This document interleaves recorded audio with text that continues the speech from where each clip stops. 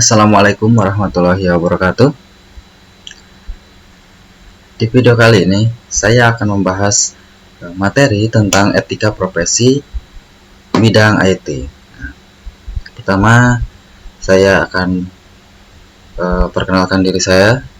Mungkin ada teman-teman yang belum mengenal saya. Nama saya Yudi Effendi. Saya dari Prodi Informatika, Fakultas Ilmu Komputer, Universitas Mulia Balikpapan. Jadi kita akan langsung saja ke materinya ya teman-teman. Nah, yang pertama itu ada pengertian etika. Ada menurut Kamus Besar Bahasa Indonesia. Jadi etika adalah yang pertama itu ilmu tentang apa yang baik dan yang buruk, tentang hak dan kewajiban moral. Yang kedua itu kumpulan asas atau nilai yang berkenaan dengan akhlak. Yang ketiga itu nilai mengenai yang benar dan yang salah yang dianut masyarakat. Ini pengertian lainnya. Kata etik atau etika berasal dari kata ethos atau dari bahasa Yunani yang berarti karakter, watak kesusilaan atau adat. Jadi sebagai suatu subjek, etika akan berkaitan dengan konsep yang dimiliki oleh individu ataupun kelompok untuk menilai apakah tindakan-tindakan yang telah dikerjakannya itu salah atau benar, buruk atau baik ya gitu teman-teman. Nah, ada ini menurut Martin 1993.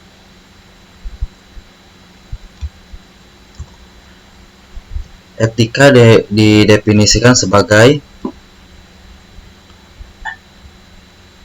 the discipline which can act as the performance index or reference for or control system. Nah, jadi kalau kita bisa artikan itu, etika akan memberikan semacam batasan maupun standar yang akan mengatur pergaulan manusia di dalam kelompok sosialnya. Kita lanjut. Nah, ini ada macam-macam etika. Jadi ada dua macam etika yang harus kita pahami bersama dalam menentukan baik dan buruknya perilaku manusia. Yang pertama itu adalah etika deskriptif dan yang kedua adalah etika normatif. Kemudian etika juga ada secara umum, itu dibagi juga menjadi dua, yaitu ada etika umum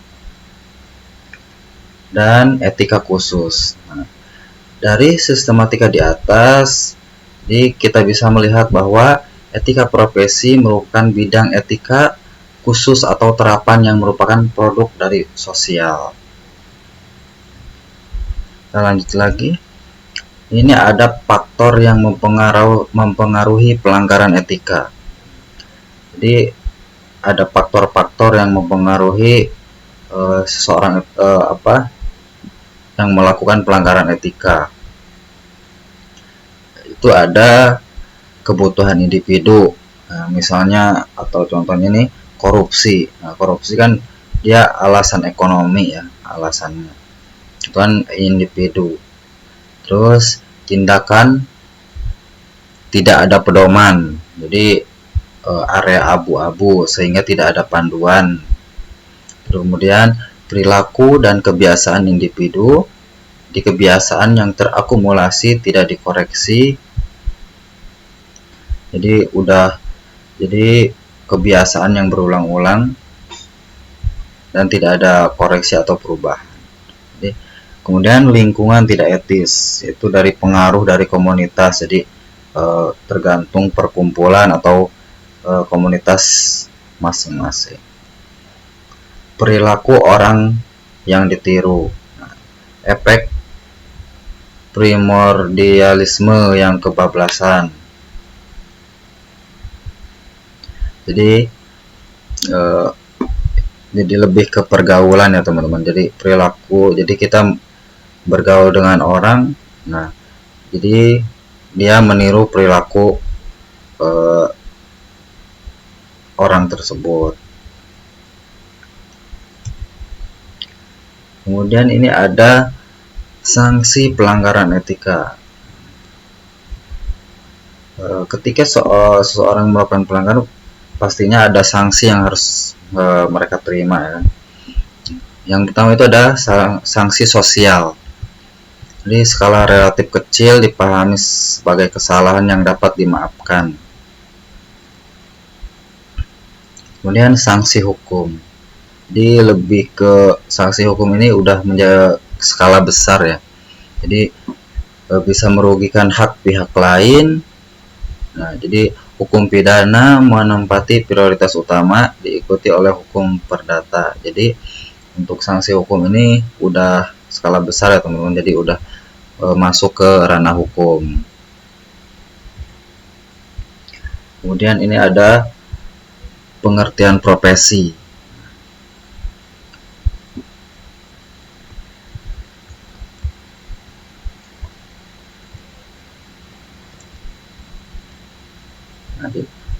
Pengertian profesi. Jadi istilah profesi telah dimengerti oleh banyak orang bahwa suatu hal yang berkaitan dengan bidang yang sangat dipengaruhi oleh pendidikan dan keahlian, sehingga banyak orang yang bekerja tetap sesuai, tetapi dengan keahlian saja yang diperoleh dari pendidikan kejuruan juga belum cukup disebut profesi, tetapi perlu penguasaan teori sistematis yang mendasari praktek pelaksanaan dan hubungan antara teori dan penerapan dalam praktek.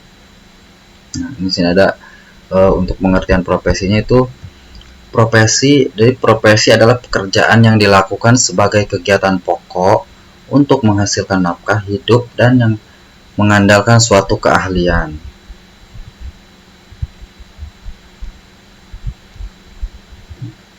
Kemudian itu ada pengertian profesional. Jadi profesional adalah orang yang mempunyai profesi atau pekerjaan purna waktu dan hidup dari pekerjaan itu dengan mengandalkan suatu keahlian yang tinggi. Atau seorang profesional adalah seorang yang hidup dan mempraktekkan suatu keahlian tertentu atau dengan terlibat dalam suatu kegiatan tertentu yang menurut keahlian, sementara orang lain melakukan hal yang sama sebagai sekedar hobi, untuk senang-senang, atau untuk mengisi waktu luang. Jadi profesional itu lebih ke seseorang yang sudah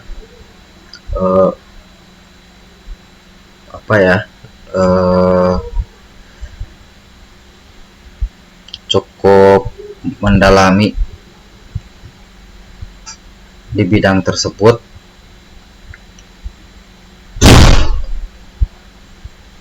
Jadi kita lanjut ke prinsip-prinsip etika profesi. Nah, di prinsip-prinsip etika profesi itu ada yang pertama itu tanggung jawab.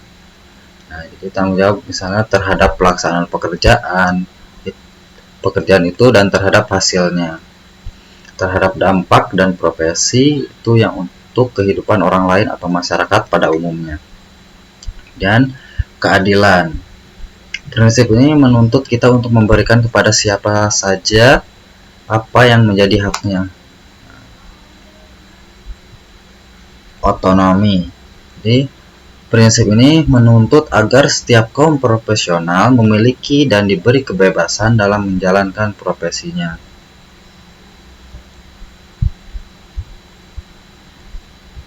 Lanjut ke tujuan kode etik profesi. Di sini ada 8. Yang pertama itu untuk menjunjung tinggi martabat profesi, untuk menjaga dan memelihara kesejahteraan para anggota, untuk meningkatkan pengabdian para anggota profesi, untuk meningkatkan mutu profesi, untuk meningkatkan mutu organisasi profesi, meningkatkan layanan di atas keuntungan pribadi, mempunyai organisasi profesional yang kuat dan terjalin erat, Yang terakhir, menentukan baku standarnya sendiri. Selanjutnya ada pekerjaan di bidang IT. Secara umum, pekerjaan di bidang teknologi informasi setidaknya terbagi dalam 4 kelompok sesuai bidangnya.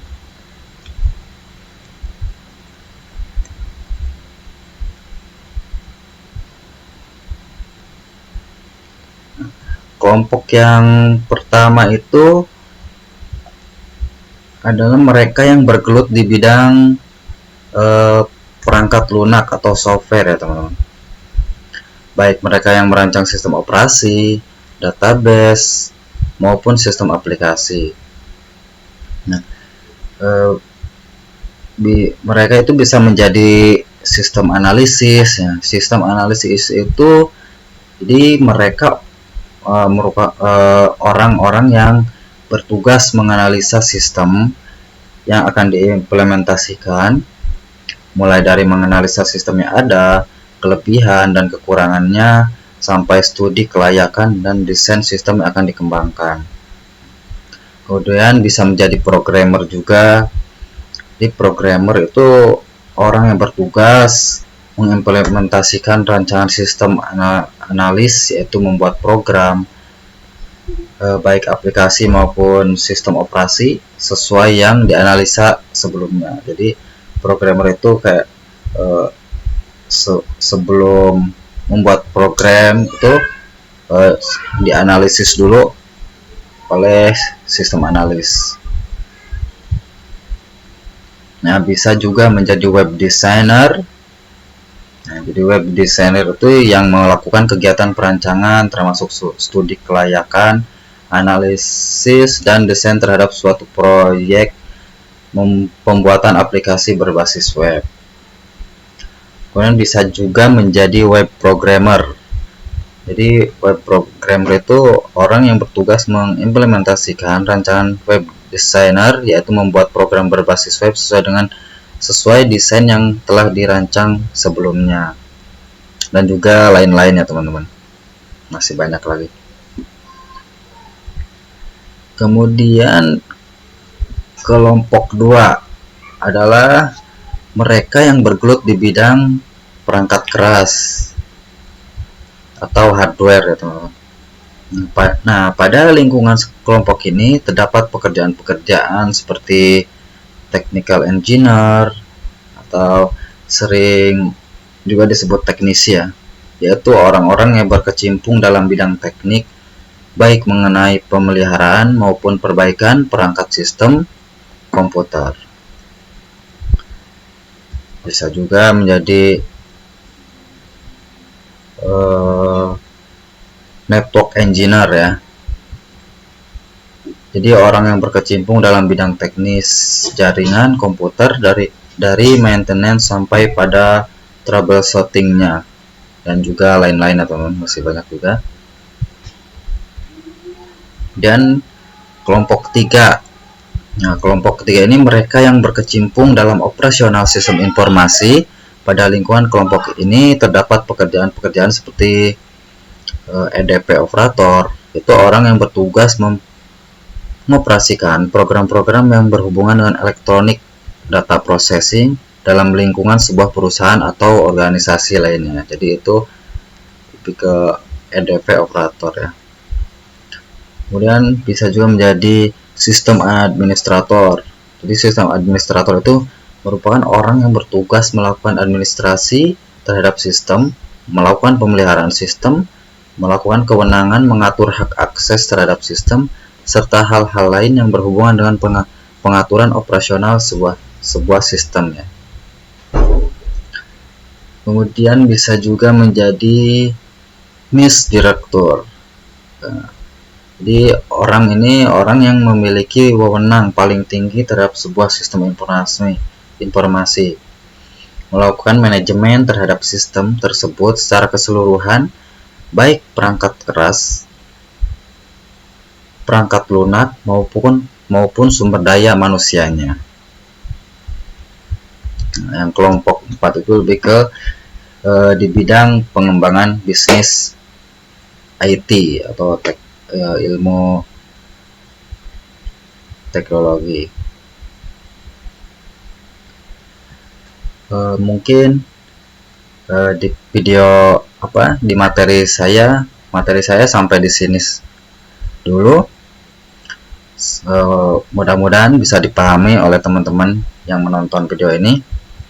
Kurang lebihnya mohon dimaafkan. Wassalamualaikum warahmatullahi wabarakatuh.